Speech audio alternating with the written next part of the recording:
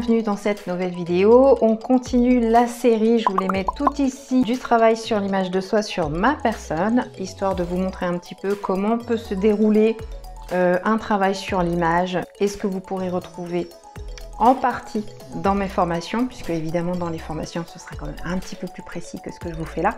Mais voilà, ça vous donne déjà une idée de ce que c'est que travailler son image, jusqu'où est-ce qu'il faut aller, réfléchir aussi, parce que ça ne tient pas qu'à des petites choses superficielles. Donc là aujourd'hui on va parler toujours sur le vestimentaire. Donc je vous ai montré les couleurs qui me mettaient en valeur, je vous ai montré ce qui correspondait à ma personnalité et là je vais vous expliquer quand il faut aussi s'habiller par rapport à sa morphologie, parce que c'est quand même ça qui est très important aussi. Alors oui, vous avez dû peut-être déjà entendre parler de j'ai une morphologie en 8, en ovale, en rectangle, etc. Bon, oui, c'est une chose à prendre en compte, c'est vrai, parce qu'on a une idée globale des zones que l'on va devoir rééquilibrer, des choses qu'il va falloir donc éviter, parce que ça va donner une impression, ça va mettre surtout l'accent, on va dire, sur la morphologie en question, qui est peut-être pas celle qu'il faut le plus mettre en valeur. Pour ma part, j'ai une morphologie en sablier qui s'arrondit légèrement avec le temps, on va pas se mentir, hein, pas être et avoir été. Et c'est là d'ailleurs où c'est intéressant. C'est que lorsque on travaille sur son image, sur sa morphologie, qu'est-ce que je dois mettre en valeur, qu'est-ce que je dois cacher, qu'est-ce que je dois camoufler, etc. Déjà, c'est de pouvoir déjà se regarder dans un miroir et de se dire, est-ce que je m'apprécie? Est-ce que j'apprécie ma morphologie? Parce qu'elle peut résulter de complexes, et ces complexes, d'où viennent-ils? Est-ce qu'ils viennent de remarques qu'on a pu vous faire dans votre enfance, dans votre adolescence, par des amis, par l'entourage, par la famille, peu importe. Et donc ça peut être de vrais complexes objectifs, comme ça peut ne pas du tout être objectif, et plutôt le résultat de remarques que vous avez pu avoir dans votre enfance ou dans votre adolescence. Déjà là, c'est de savoir faire la part des choses. Est-ce que c'est objectif, pas objectif, ce que je n'aime pas chez moi. C'est bien aussi de voir ce que l'on aime chez soi. Alors pour ma part, je vais être très honnête avec vous. Dans la globalité, je dois dire que j'accepte à peu près mon corps. J'ai une taille qui est marquée naturellement. Voilà, si vous voyez, si je serre mon t-shirt, vous le voyez mieux. Le haut de mon corps me convient plutôt bien. Voilà. Évidemment, si je voulais être super bien fichue, il faudrait que j'ai un régime alimentaire très strict et une rigueur de dingue au niveau du sport. Bon, bah, je vous rassure, hein, on est dans la vraie vie. Bon, dans l'ensemble, ça va. Et j'ai remarqué qu'avec le temps, j'avais un petit peu les hanches qui s'arrondissaient beaucoup plus. Et on va dire que ce que j'aime le moins, ce sont mes fesses. Donc, je ne vais pas vous les montrer. Avec le temps, le ventre aussi qui va peut-être un peu s'arrondir. Voilà. Dans mon cas, il va falloir que je conserve cette forme de sablier le plus possible. Si je prends des choses qui viennent un peu trop épouser la forme de mon ventre, de mes fesses, de mes hanches, de mes cuisses, là, je peux passer pour quelqu'un d'un petit peu fort et c'est pas très beau. Il faut pouvoir camoufler un petit peu ces zones-là. Au-delà de se dire je suis en forme de sablier, qu'est-ce qui mériterait d'être un petit peu camouflé? Donc pour ma part, ça va être un petit peu au niveau du ventre, un peu au niveau des hanches. Je vais faire attention au niveau de mes cuisses et fesses également. Pour ce qui est du reste, effectivement, j'ai déjà constaté que lorsque je prends une forme de vêtement qui ne ressemble pas tellement au sablier, ça déforme un peu les choses et c'est pas terrible. Il y a effectivement des moments où je peux paraître un peu charpentée si je ne fais pas attention aux formes vestimentaires et surtout les matières. Qui dit matière souple dit c'est le corps qui va donner la forme au vêtement. Qui dit matière plus rigide dit c'est le vêtement qui va donner la forme à votre corps. Je dirais qu'il y a un gros travail sur l'acceptation de soi. Il faut accepter le fait que la vie, c'est du mouvement.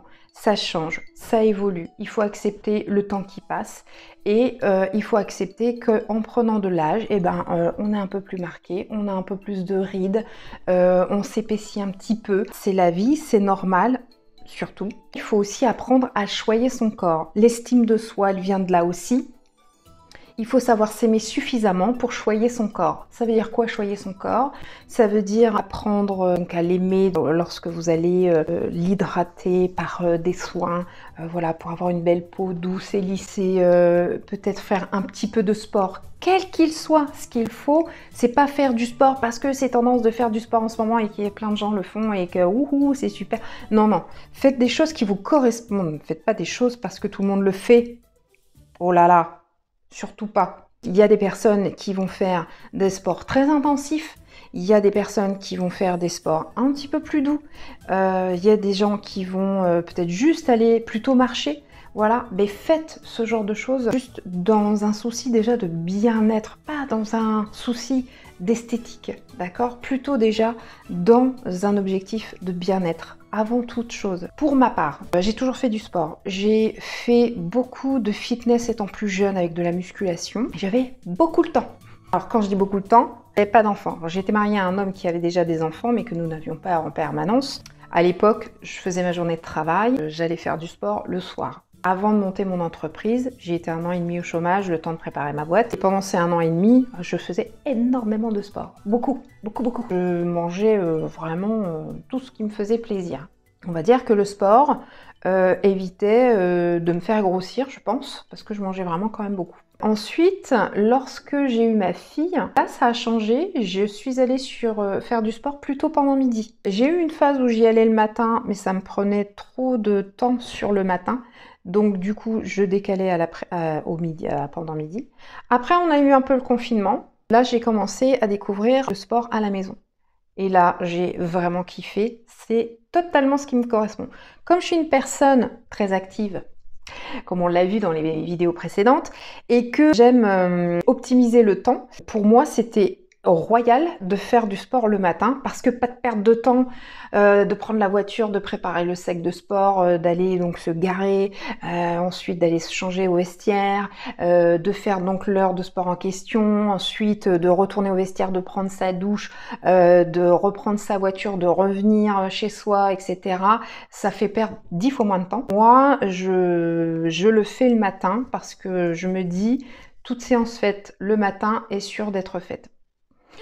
Si je ne la fais pas le matin, là, rien n'assure qu'elle sera faite dans la journée. Parce que je vais toujours trouver une excuse souvent pour pas la faire. Et après, on est pris par la culpabilité, etc. Parce qu'on l'aurait bien mis en place quand même, cette séance de sport. Ça, c'était donc pour la partie sport. Je mets aussi en place, depuis longtemps, mais j'avais arrêté un petit moment. Et puis finalement, je me rends compte que ça me fait quand même beaucoup de bien. La méditation. Alors, c'est mon truc à moi, hein. Je dis pas que vous êtes obligé de le faire. J'ai mis en place parce que, pour ceux qui me suivent, vous le savez, j'ai une maladie chronique, je suis migraineuse. Moi, ça me repose beaucoup le cerveau, en fait. Ça me déstresse beaucoup, ça me permet de mettre un peu le cerveau en pause, parce que tout le temps, je réfléchis, tout le temps, j'ai toujours le cerveau en ébullition. Donc là, et ça me permet de commencer la journée vraiment d'une manière très zen. Je suis très adepte de routine, hein. Attention à ce que vous mangez aussi.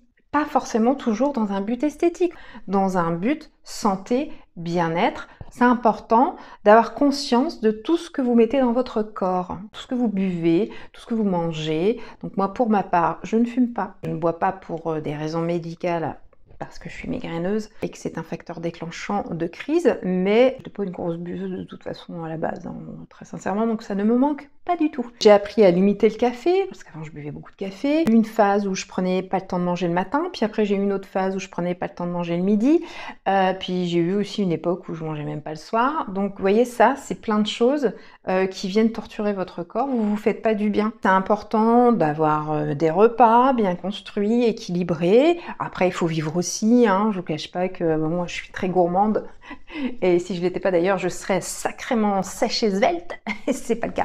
Et c'est pas grave, un corps en bonne santé, c'est un corps où il y a un petit peu de gras. C'est la vie, vous voyez. Prenez soin de votre corps dans tous ces sens du terme là.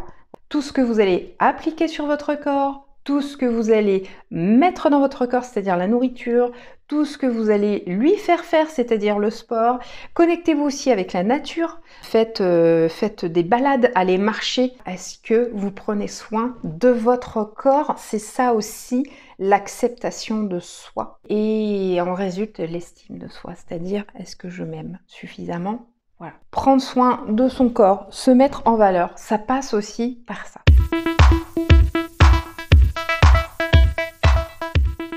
Pour ce qui est des vêtements, moi par exemple, pour revenir à mon état de s'habiller, donc je vais avoir beaucoup d'intérêt à marquer la taille parce que c'est un atout chez moi, cette taille fine, mettre un peu plus en valeur la poitrine aussi. Par contre, à partir du ventre jusque, on va dire, mi-cuisse, là je vais toujours faire attention à porter des choses suffisamment amples pour ne pas mettre l'accent sur ce côté qui n'est pas toujours très gracieux, pas trop non plus, et pas collant moulant non plus, parce que c'est pas chouette. Ou alors je vais avoir quelque chose de suffisamment long en haut pour dissimuler, camoufler certaines choses. Dites-vous toujours que le regard s'arrête à la longueur du vêtement.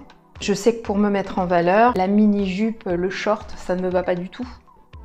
Là, bon, je suis en short parce qu'il fait chaud et je suis chez moi, je suis toute seule, je ne sors pas, je m'en fiche. Mais je ne porte pas de short, le short ne me va pas bien, ne me sied pas du tout. La jupe ou la robe me sied à partir du moment où elle est vraiment au ras du genou, voire même sous le genou, c'est 10 fois mieux. Si elle est un petit peu en forme de trapèze, ça me va beaucoup mieux. Et au niveau des tops aussi, j'ai remarqué quand j'ai toujours un petit bout de manche, vous voyez, un petit bout de manche un petit peu comme ça en plus, plutôt que quelque chose de complètement comme ça me va beaucoup mieux aussi. Voilà, si j'ai un col en V, souvent ça me va quand même mieux, avec des choses un peu plus structurées, ça me va 10 fois mieux. Je l'ai déjà aussi constaté en portant différents vêtements.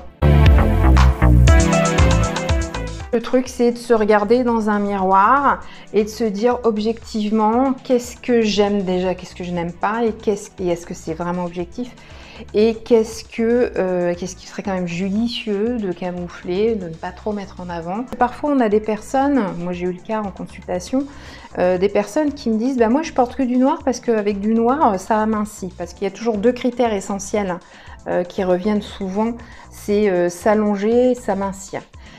Tant que les lignes sont à la verticale, il n'y a pas de problème.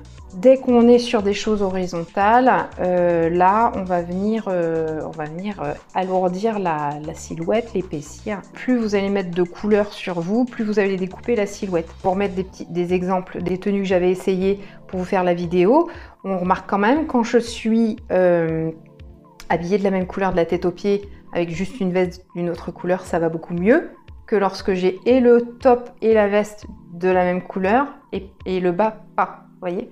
En plus, je suis pas quelqu'un de très grand, donc, enfin pas très grand, je suis 1m64, que très vite, je peux faire un petit peu tassé. Ça va jusque dans les cheveux, hein. Lorsque je m'attache les cheveux comme ça, je parais beaucoup plus grande que quand je suis comme ça aussi. C'est toujours une allure générale, une harmonie hein, qu'il faut prendre en compte. Est-ce que je suis grande et maigre et dans ces cas-là, est-ce que c'est pas plus judicieux d'étoffer un petit peu ma silhouette? Est-ce qu'au contraire, je suis ronde, etc. Et alors, j'ai perdu le fil. J'ai des personnes qui s'habillent tout en noir parce qu'elles se disent oui, voilà, ça m'amincit, sauf que elles vont choisir des matières hyper collantes, moulantes, serrées et qui, malgré que ce soit noir, mettent en avant tout ce qu'il faudrait quand même camoufler. Du noir, oui, pourquoi pas, et d'ailleurs, il n'y a pas que ça. Pour affiner une silhouette, attention aux matières et aux formes de vêtements que vous choisissez. Est-ce que je mets des couleurs qui me mettent en valeur? Est-ce que c'est représentatif de ma personnalité? Est-ce que mes vêtements que je porte sont représentatifs de ma personnalité? Et surtout, est-ce que j'ai bien réussi à mettre ma silhouette en valeur et ne pas mis l'accent sur quelque chose qui serait plus judicieux de camoufler? Je fais toujours attention aux formes de mes vêtements, dans le top comme dans le bas, à la longueur du vêtement aussi, et surtout à la matière. Si je choisis de prendre quelque chose de fluide, je dois faire d'autant plus attention à la forme du vêtement et à l'ampleur. Si je prends quelque chose de plus rigide, donc là aussi je dois faire attention à la forme du vêtement, mais je sais que là j'aurai moins de soucis qu'avec quelque chose de plus fluide. Voilà comment on fait attention à s'habiller par rapport à sa silhouette. Je pense que je vous ai dit pas mal de choses. Dites-moi donc en commentaire si ça vous a aidé et puis si vous faites bien attention à ce genre de petits détails et si vous avez peut-être aussi des complexes qui sont objectifs ou non objectifs. N'hésitez pas à partager tout ça en commentaire, on peut en discuter. Je serais ravie d'y répondre. Abonnez-vous si ce n'est pas déjà fait. Merci pour tous ceux qui sont présents et qui soutiennent mon travail et mon contenu. Je vous dis à bientôt dans une prochaine vidéo pour la suite. Ciao, ciao!